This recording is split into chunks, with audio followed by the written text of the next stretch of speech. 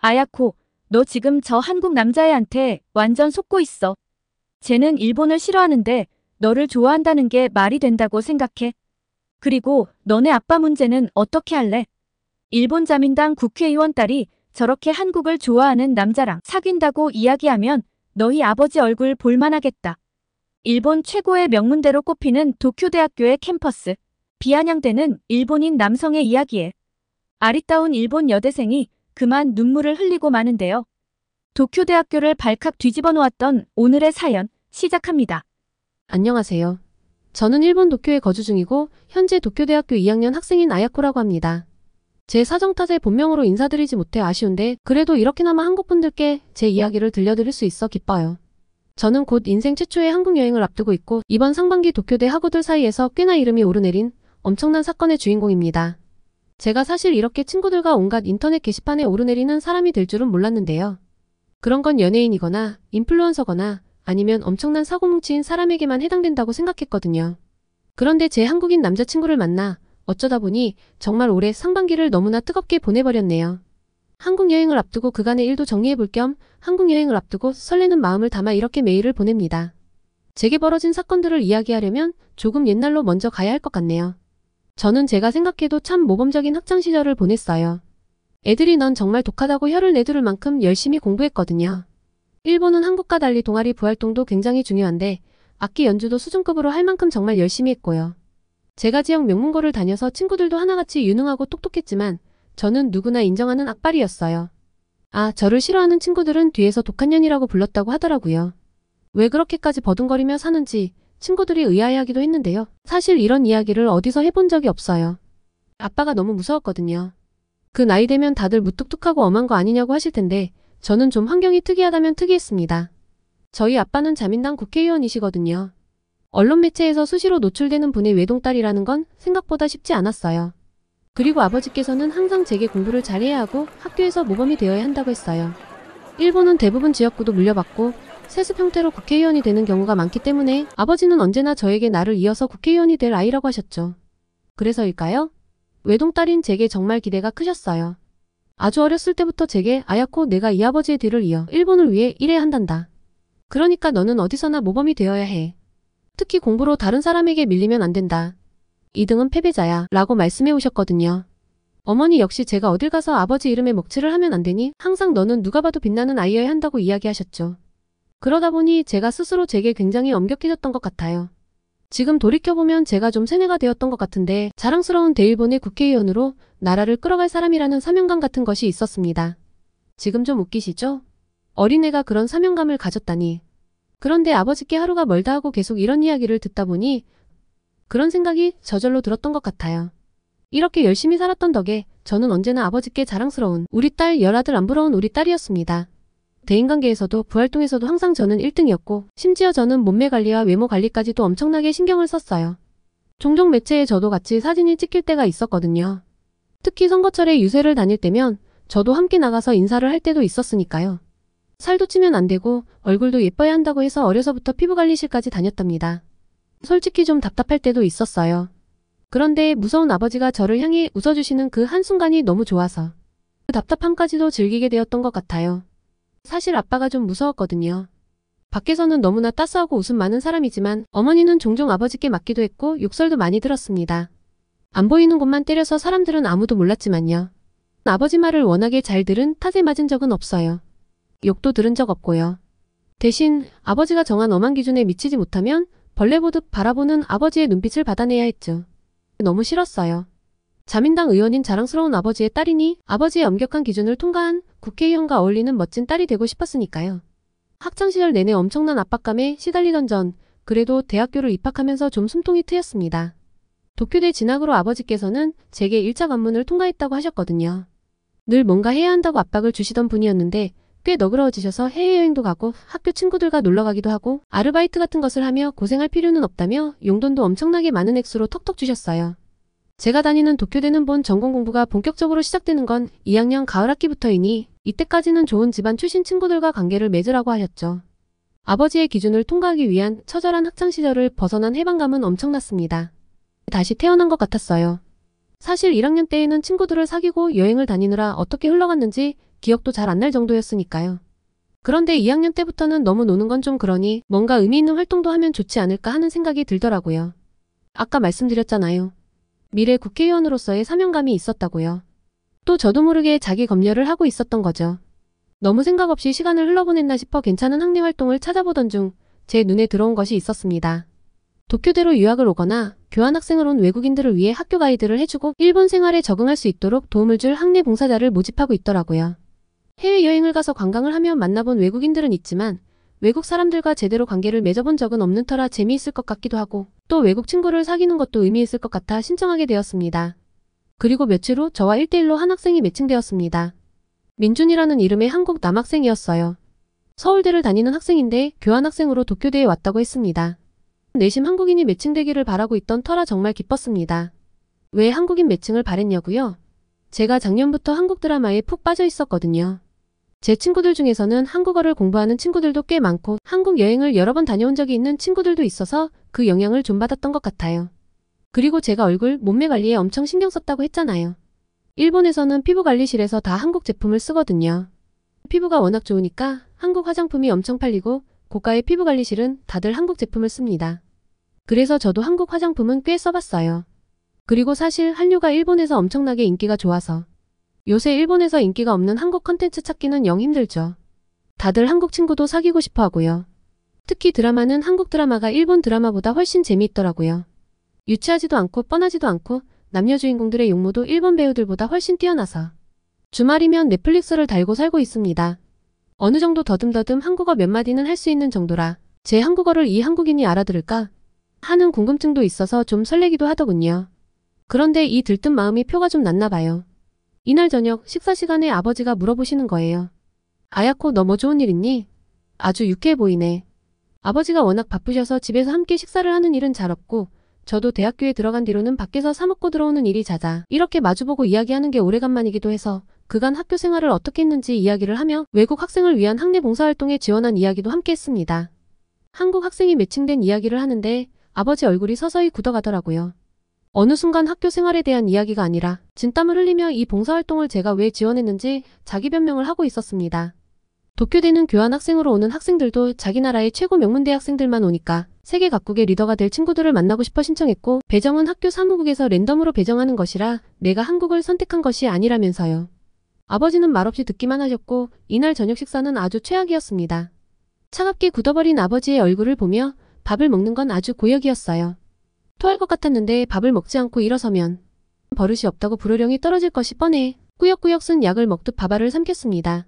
결국 이날 저녁 체에서 대굴대굴 구르느라 한숨도 못 잤어요. 다음날 아침 아버지께서 나가시기 전 저를 찾으셨습니다.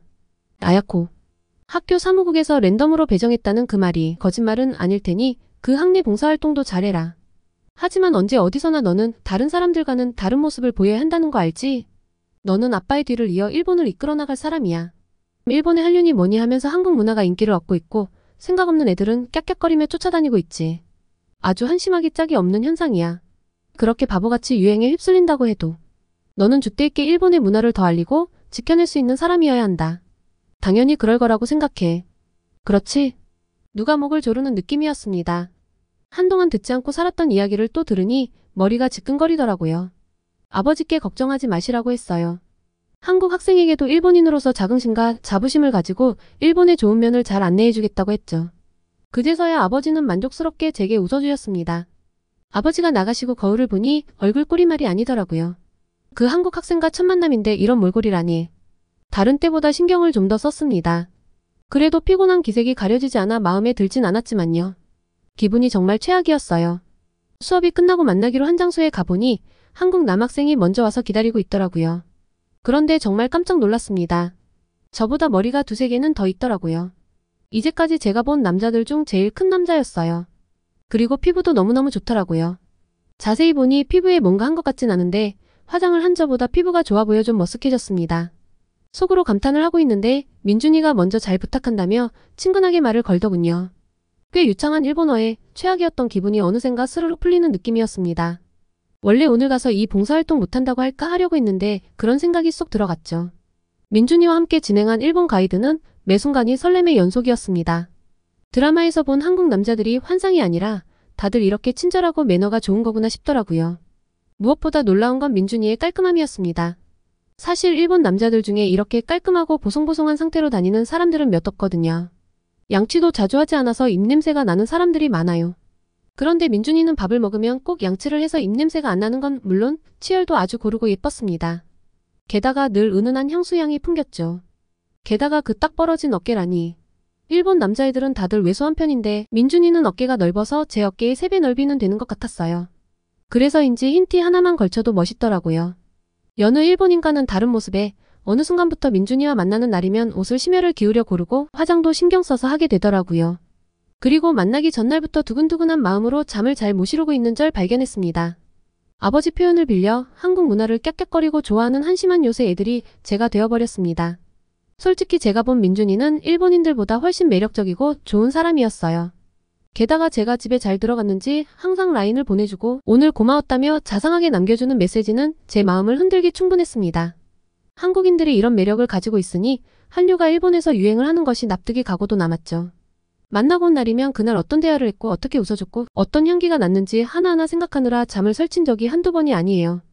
그런데 민준이의 매력을 저만 알아본 건 아니었습니다. 알고 보니 주변에서 인기가 꽤 좋더라고요. 친구들이 제게 그 한국 남자애 애인이 있냐고 물어봐달라고 하는 경우도 많았고 너는 민준이 라인 연락처를 알고 있으니 좀 달라고 하는 경우가 빈번해졌습니다. 어떤 친구들은 저보고 민준이를 만날 때 자기도 데려가 달라고 하고요. 슬슬 화가 나기 시작했습니다. 화가 났냐고요? 민준이 태도가 좀 별로였거든요. 이런 인기를 즐기는 것 마냥 모든 사람들에게 친절했어요.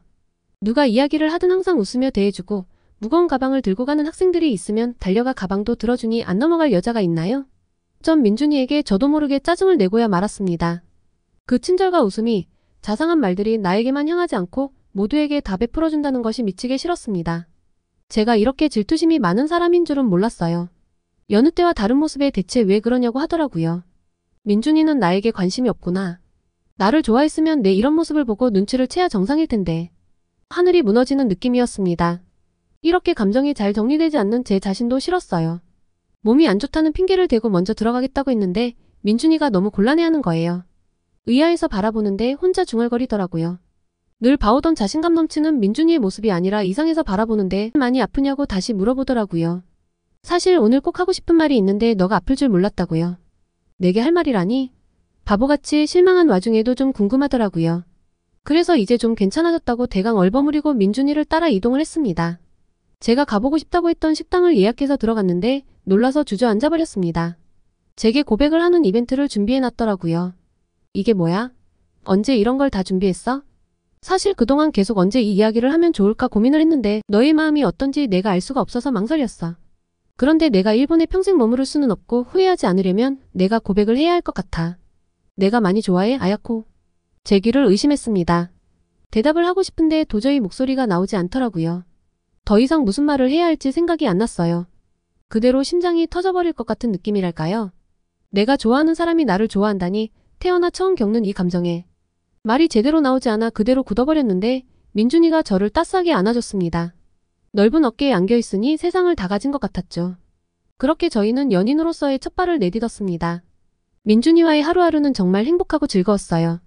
다른 여학생들의 시기 질투도 오히려 유쾌했고요.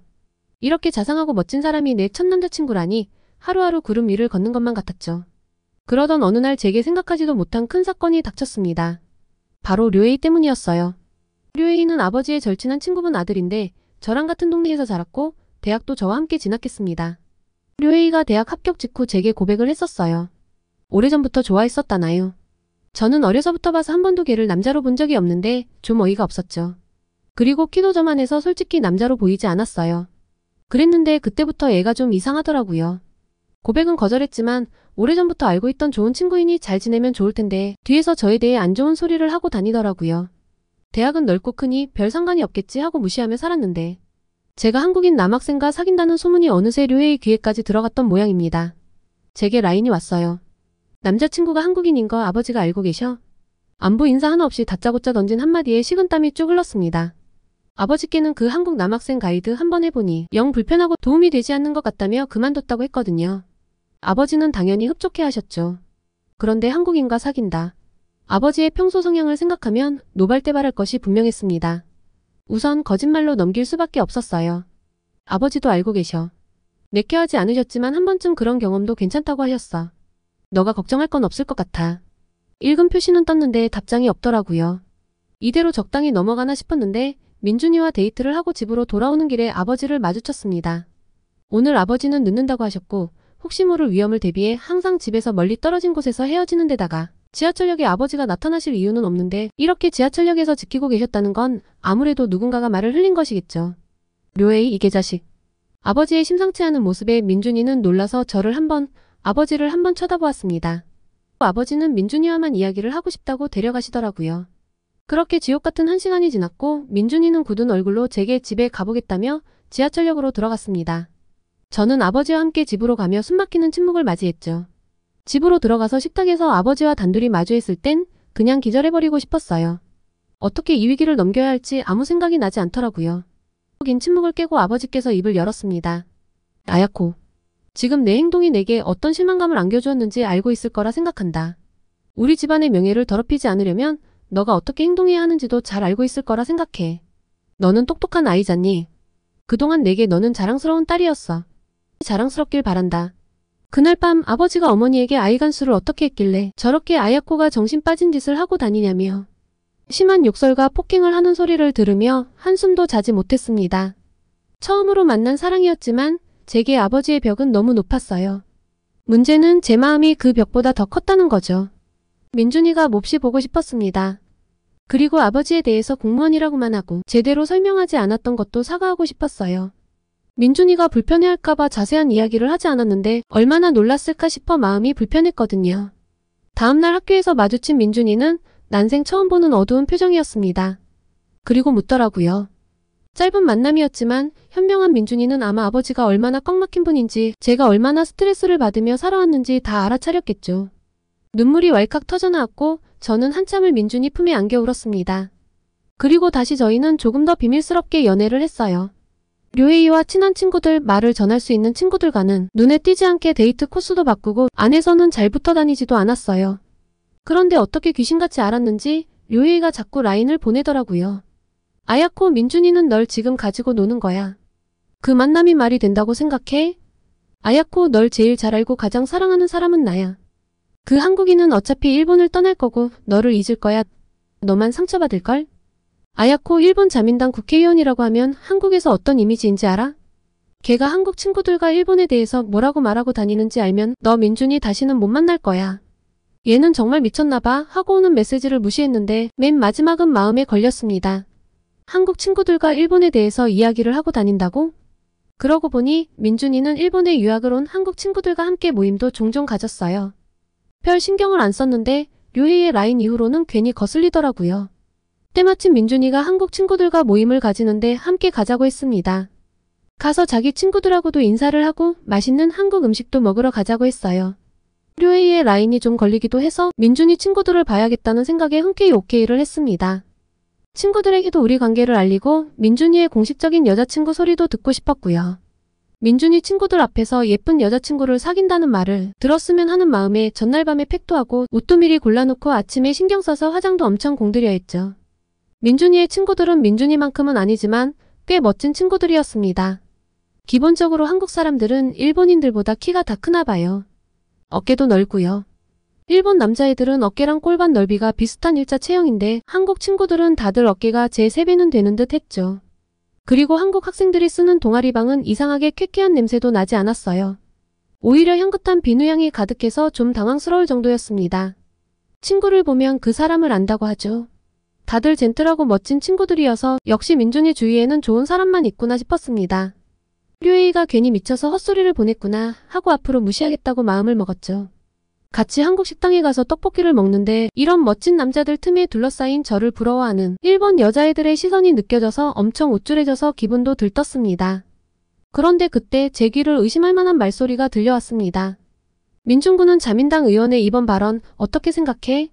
한국에서는 망언이라고 난리가 났던데. 말도 안 되지. 일본 국민들이 역사를 제대로 배우지 못하니 이런 걸 비판하지 않고 저런 발언을 부끄러워하지 않는 사람들이 계속 국회의원이 되는 거잖아? 위안부 피해자들에 대해 대체 언제쯤 사과를 할까? 일본이 진짜 발전을 하려면 자신들의 부끄러운 역사에 대해서 사죄를 할 수 있어야 해. 어이 민준군 멋진데? 일본인 여자친구가 있는데 이렇게 말을 해도 되는 거야? 내가 아야코를 사랑하는 것과 역사는 별개지. 내가 일본인을 만난다고 해서 역사가 변하는 건 아니잖아? 아야코도 이런 것은 정확히 알아야 해. 아야코 개인에 대한 비난을 하는 것은 아니니 아야코도 그 정도는 구분할 수 있을 거라고 생각해. 민준군 역시 멋지네. 말 나온 김에 이번 한일 대학생 역사교류 토론회에서 좀 강하게 나가보면 어때? 지성인으로서 이런 것을 비판할 줄 알아야 하잖아? 역시 한국인과는 대화가 통한다니까. 평소 좀 괴짜 소리를 듣는 쇼타로와 민준이의 대화는 그러니까 아버지가 속한 자민당 의원의 최근 발언에 대한 비판이었습니다. 그리고 일본의 역사에 대한 비판이었죠. 머릿속이 하얗게 변하는 느낌이었습니다. 아야코 개인에 대한 비난이 아니라고 했지만 아버지가 속한 자민당을 비판하는 것은 곧 저에 대한 공격처럼 느껴졌어요. 민준이가 일본에 대해 저렇게 비판적일 줄은 몰랐습니다. 그리고 민준이의 말은 전혀 근거가 없는 일방적인 비난이잖아요. 학창시절에 저처럼 공부를 열심히 한 학생은 없다고 자부하는데 제가 배운 교과서에서는 민준이가 말하는 것 같은 부끄러운 일은 결코 없었습니다. 민준이는 혐한을 하는 일본인들처럼 혐의를 하는 사람이었을까요? 그럼 대체 저를 왜 만나는 걸까요? 그렇게 싫어하는 일본인인데. 힘이 쭉 빠지고 눈물이 차올랐습니다. 류에이가 그래서 그런 말들을 했구나. 내 첫 남자친구가 역사를 제대로 알지 못해 일본을 비난하는 사람이라니. 나는 아버지의 반대에도 모든 걸 이겨내고 만날 정도로 좋아하는데. 이날 집에 급한 일이 있다고 둘러대고 허둥지둥 돌아왔는데 대체 어떻게 집에 왔는지 기억이 잘 나지 않습니다. 하루 종일 울면서 민준이의 연락은 답장을 하지 않았어요. 무슨 말을 어떻게 해야 할지 잘 모르겠더라고요. 그렇게 일주일쯤 흘렀을까요? 우울한 마음을 달래러 산책을 하려고 집 밖에 나섰는데 익숙한 향기가 코끝을 스쳤습니다. 민준이가 집 앞에 와 있더라고요. 이렇게 연락을 안 받으면 어떻게 해, 아야코? 무슨 일이야? 아팠어? 왜 그래? 원인 제공자가 나에게 왜냐고 물으면 제가 뭐라고 답을 해야 할까요? 그만 눈물이 차올라서 주저앉아 펑펑 울었습니다. 민준이는 제 어깨를 감싸 안고 달래주더군요. 가라고 했는데 말도 안 듣고요. 한참을 실갱이를 하다가 겨우 대화를 이어나갔습니다. 나는 너가 일본에 대해서 안 좋은 생각을 가지는 게 싫어. 마치 나에 대한 비난 같고 또 우리 집에 대한 비난 같아. 내가 아버지를 좋아하는 건 아니지만 그래도 속상해. 아야코, 그런데 일본은 제대로 된 역사를 알려주고 있지 않아. 역사를 제대로 알아야 두 나라의 관계 회복도 비로소 할 수 있지. 한쪽이 일방적인 피해자였고 한쪽은 일방적인 가해자였어. 나는 무지성으로 비난하는 게 아니라 짚고 넘어갈 것, 사과할 것은 제대로 밝혀야 한다는 거야. 그게 지식인으로서의 역할이라고 생각하고 특히 너처럼 장내 국회의원이 될 사람이라면 더욱이 역사를 제대로 알아야 한다고 생각해. 난 정말 모르겠어. 민준아, 위안부 강제 동원이라니 들어본 적 없는 이야기야. 일본이 아무리 악랄했다고 해도 사람에게 그런 일을 벌였다는 게 말이 돼? 강제징용도 그렇고 그게 사실이라면 너무 잔인하잖아. 일본인들이 그렇게 잔인하지 않아. 잘못 알고 있는 거야, 민준아. 처음으로 저를 향한 민준이의 얼굴에 그림자가 보였습니다. 작게 한숨을 내쉬더라고요. 제 머리를 한참 쓰다듬던 민준이는 착 가라앉은 목소리로 제게 이야기했습니다. 오늘은 이쯤에서 일어나야겠다. 아무래도 이런 역사적 문제에 대한 입장 차이는 좁히기가 어렵네. 그렇다고 외면할 수는 없는 문제이고. 너가 진실을 알면 좋을 텐데 가능할까? 처음으로 느껴진 어색한 공기에 어떻게 해야 할지를 모르겠더라고요. 이후로 민준이는 학교에서 도통 마주칠 수 없었고 라인은 오지 않았습니다. 뒤에서 애들은 헤어졌네, 누가 찾네 하면서 수군대는 이야기로 시끄러웠어요. 그렇게 2주가량이 지나며 민준이와 제 관계에 대한 관심이 사그러들 무렵 쇼타로가 저를 찾아왔습니다. 아야코, 너 오늘 저녁 한일 대학생 역사 토론회 갈 거지? 민준이가 한국 대표잖아. 준비를 나를 세면서 했어. 오늘 진짜 멋질 거라고. 쇼타로는 제가 민준이와 어색해진 상태로 지내고 있다는 걸 모르는 걸까요? 나중에 시간이 되거든 한번 가볼게 라고 얼버무리며 넘기려고 했는데 쇼타로가 그럼 제 자리를 맡아놓겠다는 거 아니겠어요? 맨 앞자리로요. 꼭 오라며 신신당부를 하더니 오고 있냐며 라인을 하도 보내놓는 통에 저는 어쩔 수 없이 토론회장으로 발걸음을 옮겼습니다. 거울을 슬쩍 보니 마음고생한 것이 티가 나는 초췌한 모습이라 이 꼴로 가도 되나 싶더라고요. 화장을 고치고 토론회가 열리는 강당으로 향했죠. 세상에나 민준이는 여전히 빛나는 얼굴이더라고요. 맘고생은 나만 한 건가 싶어 억울하기도 하고 한편으로는 잘 지내고 있다는 사실이 반갑기도 했습니다. 문제는 이날 토론회의 분위기였어요. 이 토론회의 후원사가 산케이 신문이라 산케이 쪽과 같은 극우 성향의 발표자들이 일본 대표로 참여했거든요. 처음에는 공동의 발전을 논의하자며 화기애애하게 시작했던 토론회였는데 일본 쪽 대표의 발표가 끝나자 분위기가 묘해졌어요. 다음 차례로 올라온 한국인 발표자의 목소리가 슬슬 올라가는 것이 느껴졌죠. 게다가 사회를 맡은 일본 교수님은 일본인인 제가 보기에도 티가 나게 일본인들의 편을 들어주고 있었습니다. 민준이를 비롯한 한국 쪽 토론자들은 얼굴이 굳어가고 있더라고요. 이 불편한 분위기가 정말 못 견디게 싫었습니다. 어차피 지나간 일인데 그냥 적당히 웃으며 살면 안 되나? 설령 양국이 해석한 역사가 좀 다르다 해도 굳이 지나간 일을 들춰야 하나? 적당히 덮고 지금은 가까운 나라이니 협력해서 살면 되는 거 아닐까? 온갖 생각으로 머리가 복잡했는데 민준이가 단상으로 올라왔습니다. 지금 다들 감정적으로 진행되려는 것 같아요. 이런 건 좋은 토론이 아니죠. 우선 토론회가 잘 진행되기 위해서 사회자인 교수님이 발언 기회와 시간을 동등하게 양측에 주셨으면 좋겠어요. 국적을 떠나 토론회니까 사회자로서 중립을 지켜주셨으면 좋겠습니다. 학 과장님께 저렇게 말을 하다니 일본에서는 부당해도 좀 참고 지나가는 경향이 있는데 대놓고 이야기를 하는 민준이의 모습에 장내가 살짝 소란해졌습니다.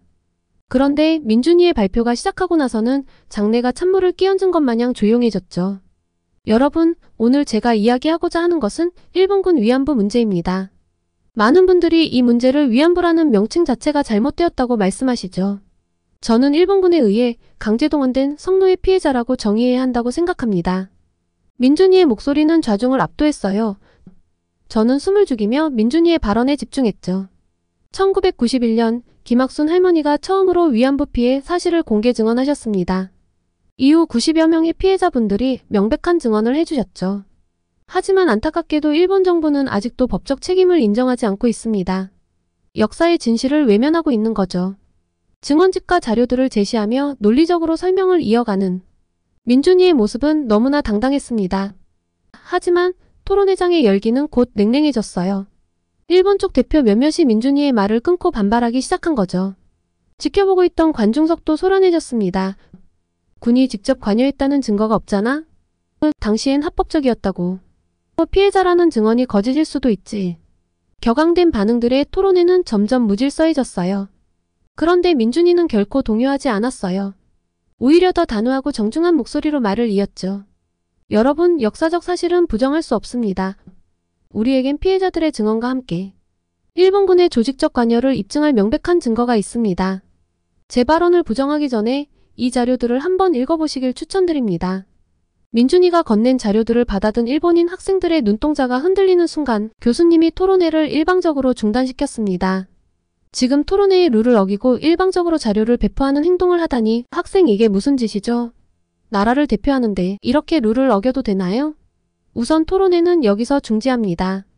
그리고 무단으로 배포된 자료집은 전부 쓰레기통에 버리도록 하세요. 하지만 이미 충격에 휩싸인 저와 다른 관중들은 자료집에서 눈을 떼지 못했습니다.